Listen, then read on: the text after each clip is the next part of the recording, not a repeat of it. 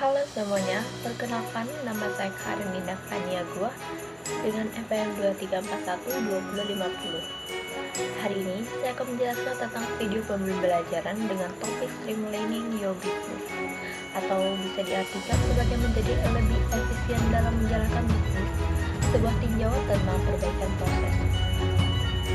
Materi ini dirancang untuk memberikan pemahaman mendalam tentang bagaimana perbaikan proses bisnis dapat membantu meningkatkan efisiensi operasional serta mendukung pertumbuhan perusahaan secara menyeluruh.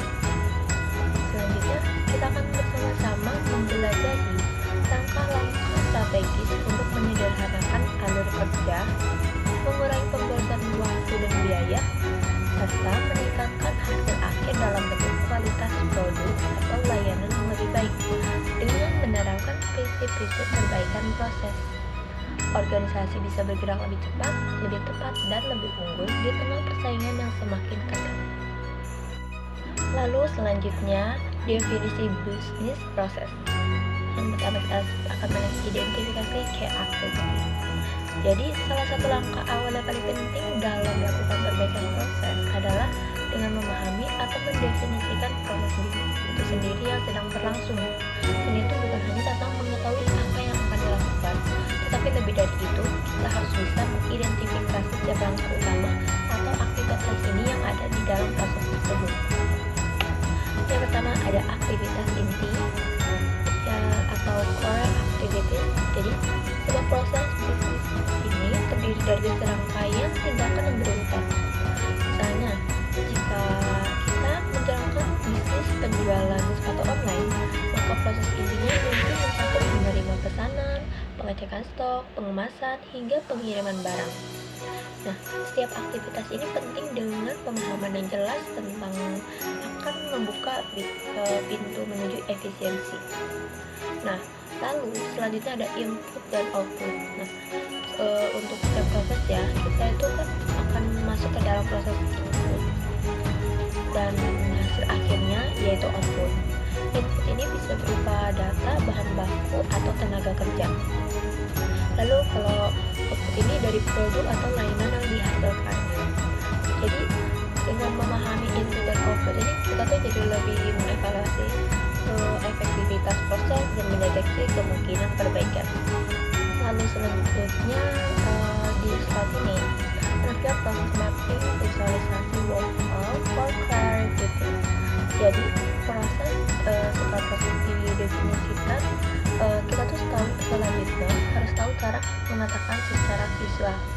Teknik ini disebut proses mapping atau pemetaan proses yang bertujuan untuk memperjelas alur kerja dari awal hingga akhir.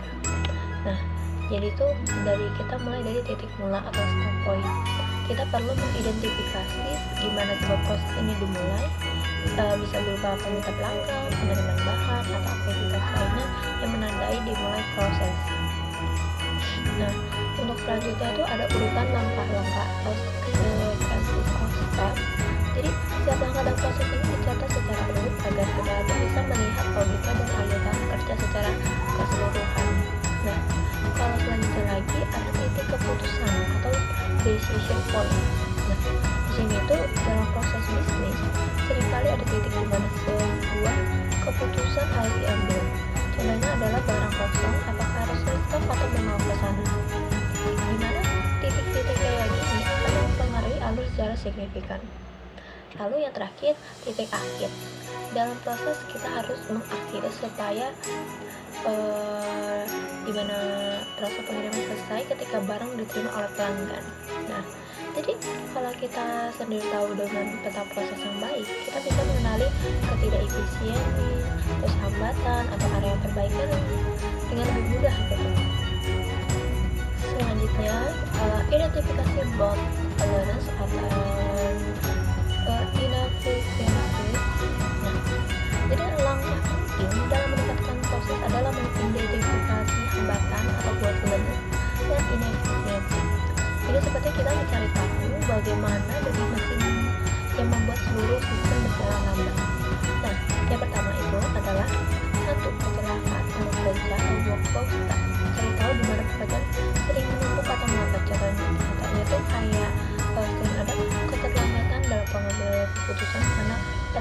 kerugian dari pihak yang lainnya atau dari banyak pihak. Hal seperti itu sangat sulit karena seringnya terhambat dari pihak-pihak itu sendiri. Lalu yang kedua adalah langkah yang tidak perlu. Jadi sering hal itu ada langkah-langkah yang dilakukan hanya karena kebiasaan lama, padahal itu tidak relevan dan hanya membuang waktu dan sumber daya. Lalu yang ketiga adalah pemborosan sumber daya. Jadi misalnya nih, kalau sumber dayanya kayak dari tenaga kerja itu, waktu dan juga uang tidak digunakan secara optimal, bisa jadi terlalu banyak staff di satu bagian sementara bagian lainnya kekurangan. Kayak gini tuh hanya menghambat kerjanya suatu divisi karena terlalu banyaknya orang itu membuat tenaga kerja itu menjadi tidak berkualitas yang baik.